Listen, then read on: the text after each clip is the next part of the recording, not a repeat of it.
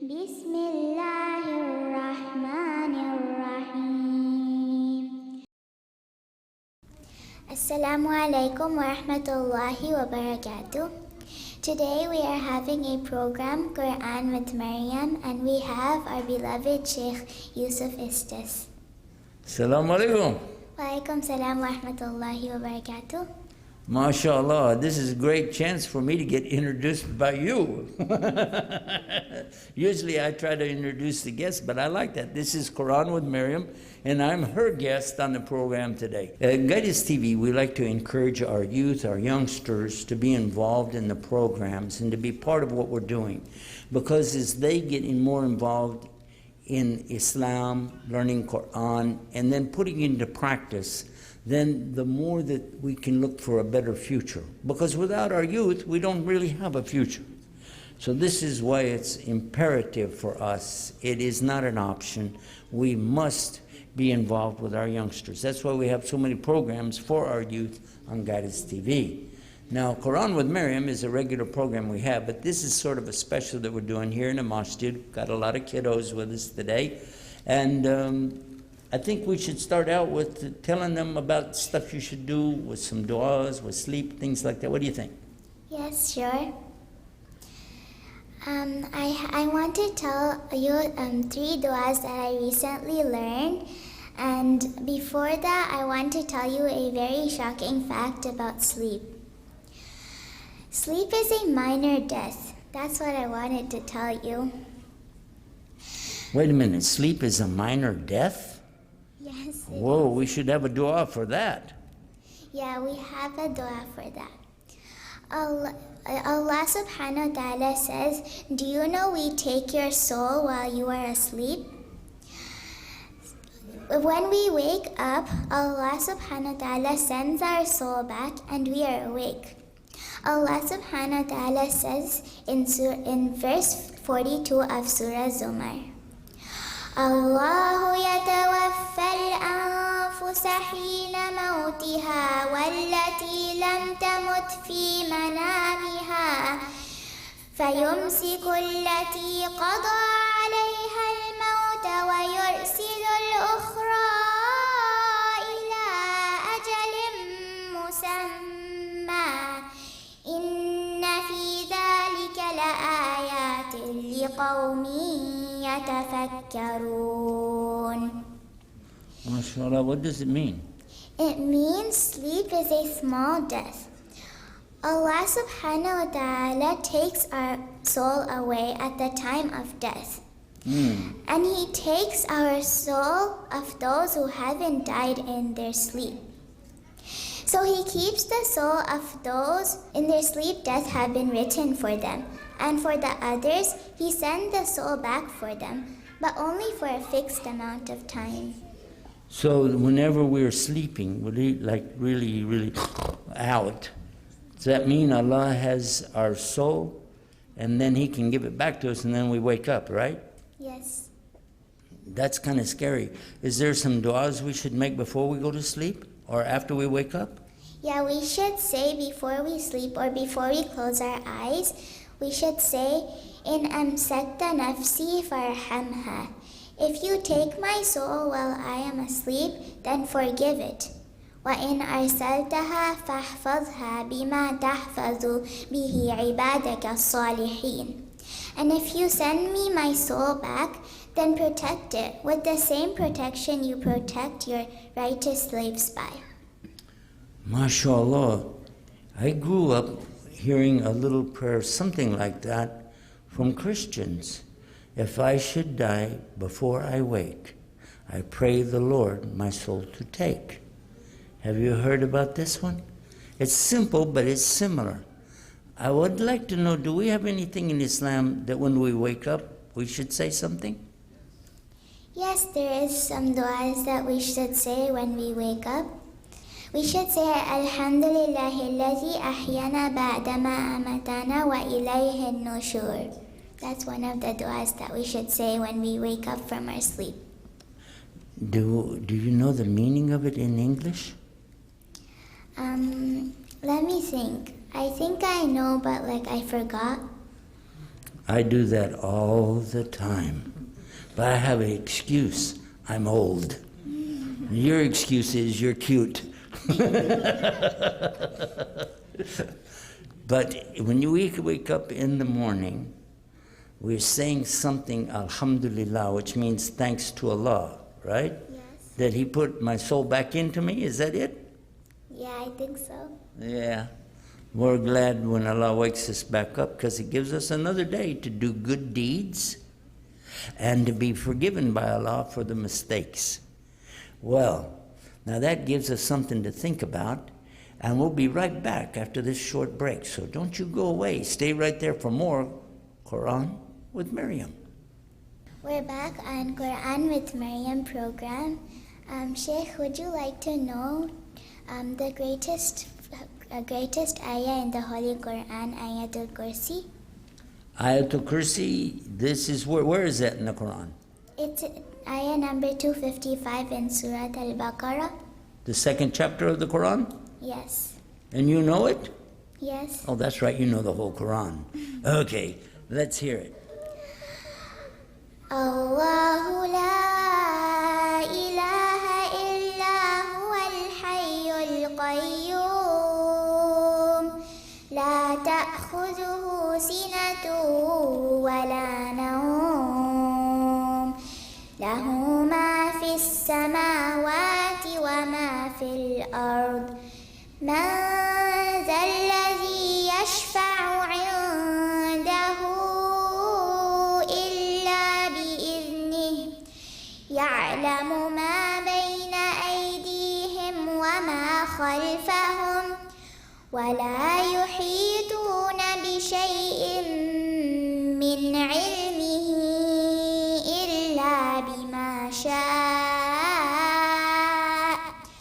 وسع كرسيه السماوات والأرض ولا يؤوده حفظهما وهو العلي العظيم. MashaAllah. This ayah is so powerful that if a person reads it in the morning, or if he reads it at night, then it's something special. Do you know what it is? Yes. Tell us. Then there will be a guard from Allah, and that guard will be protecting us, and Shaitan will not be able to come near us until dawn. So if I go to sleep at night and I just read Ayatul Kursi, I have Allah protecting me till the sun comes up. And if I read it in the morning, then until the sun goes down, Allah protecting me. Is that right? Yes. I like that. I love that surah. Do you know some more things about this surah? This ayah, sorry. It's the Ayatul Kursi, yeah. More about the ayah? I know it's the most greatest ayah in the Holy Qur'an, and it's also one of my favorite ayahs. Do you know why it's called Ayatul Kursi? No. Because it has the word kursi. Wasi'a kursiyuhu samawati wal ard. Do you know what a kursi is? A chair? A chair. Now, some people thought it was the verse of the throne, but that word in Arabic is arsh. So the word kursi could mean a chair or a stool. So somebody at the time of Muhammad said, "Is this the arsh of Allah?" He said, "No. It sits in front of the arsh of Allah, but it's like a ring in the desert. Because it's so small in front of the arsh of Allah that it's like a tiny ring in the whole vast desert. You'd never find it, right?" Well, guess what? The sub-narrator of this hadith said, and the whole universe that we live in, all of the hayat dunya, everything in the life of this world, the whole universe, compared to the kursi, is like a ring in the desert. Are you ready? I'm going to tell you something that will scare you. And we imagine we're big. And we look at a tree, we say, no, the tree is bigger. But the mountain's bigger than the tree.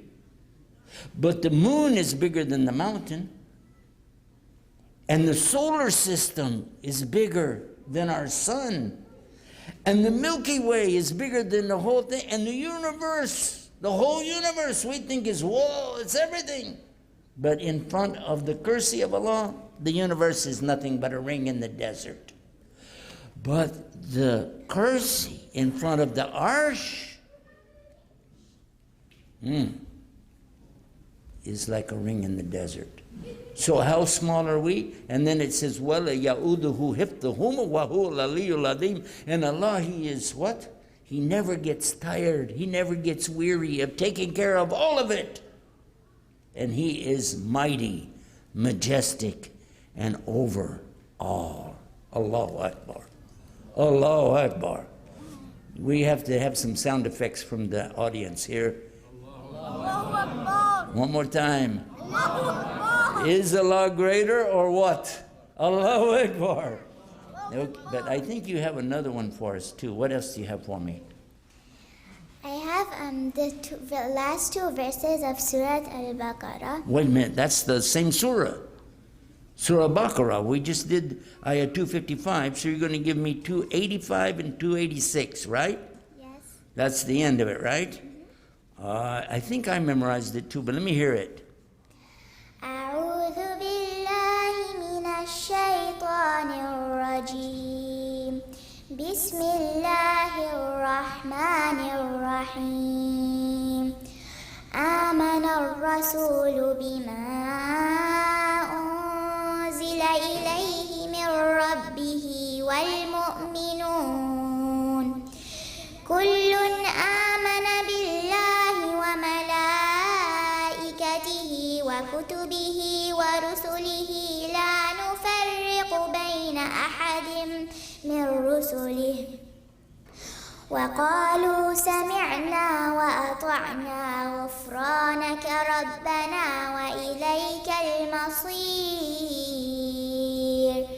لا يكلف الله نفسا إلا وسعها لها ما كسبت وعليها ما اكتسبت ربنا لا تؤاخذنا إن نسينا أو أخطأنا ربنا ولا تحمل علينا إسرا كما حملته على الذين من قبلنا ربنا ولا تحملنا ما لا طاقة لنا به واعف عنا واغفر لنا وارحمنا أنت مولانا فانصرنا على القوم الكافرين. MashaAllah, MashaAllah. A lot of times, people will say, Sadaqallahul Azim. You've heard that? But you don't have to say that, because the Prophet ﷺ, he didn't say that after he recited. None of the companions did either. But if you say it, it doesn't mean it's wrong, but just so you know, you don't have to do that. Okay, so what does it mean? Do you know? I think it starts out talking about the believers. They believe in, they say Muhammad is the messenger or something like this. How does it go? The believers, they believe in Rasulullah and he's the messenger of Allah. Mm-hmm. And what else do they believe in? they believe in Allah and the angels and the Qur'an. The books. Yeah. And the books and then the prophets. Mm-hmm. Yeah, and then Yawmul Qiyamah. Yes, and Yawmul Qiyamah. Okay. But they don't make any kind of distinction between any of the prophets, right? No. Yeah, that's right. Okay. And then there's a dua that comes up after that, right? ربنا ولا تحمل علينا إسرا كما حملته على الذين من قبلنا. Okay, now this is talking about the people before us. And we ask Allah, don't put us into the kind of trouble and stuff, don't punish us for forgetting or mistakes like the people before us, yeah? Okay, then what's the next ayah? ربنا ولا تحملنا ما لا طاقة لنا به واعف عنا واغفر لنا وارحمنا أنت مولانا فانصرنا على القوم الكافرين. And what does that one mean? That one means, oh Allah, forgive us. Well, I think this is especially the one when Allah is, we're asking Allah, everything we're saying, Rabbana means our Lord, and we're asking Him for stuff. And in this case, we need Allah's protection, and we're asking Him to give us the success, the tawfiq, or the success over because He's our Maulana. So He's our protector, our guide, and so we're asking Him to give us the success or the victory over those who are against us. Those are the kafirin, right? Yes. Yeah? Something like that. Now, we want to encourage you guys to go and find out exactly what the meaning is. We have a website that's just exactly for you. It's called recitequran.com. Then when you go to recitequran.com, on the left side of the page, there's a drop-down menu. Click on it and go to chapter 2, then go all the way to the end of it, the last 2 verses. There's the Arabic and the English for you to get the whole thing. And by the way, when we have the next contest for Recite on TV, you want to be part of that, just like Maryam was 2 years ago, and maybe you'll be the next winner, right? Yes, inshallah. And we want to encourage them to make their own videos and put them on Recite on TV too, right? Yes. Okay, now guys, you heard it right there. Now you want to wrap up your program and we'll put an end to this. Jazakallahu khairan for watching Quran with Maryam. Wassalamu alaikum wa rahmatullahi wa barakatuh. And whenever I'm on the show, you have to say, and get guided with? Guide us TV. Yeah, I love the way you said that. Until next time, from all of us, Salaam alaikum. And get guided with? Guide us TV. Yeah, Allahu Akbar.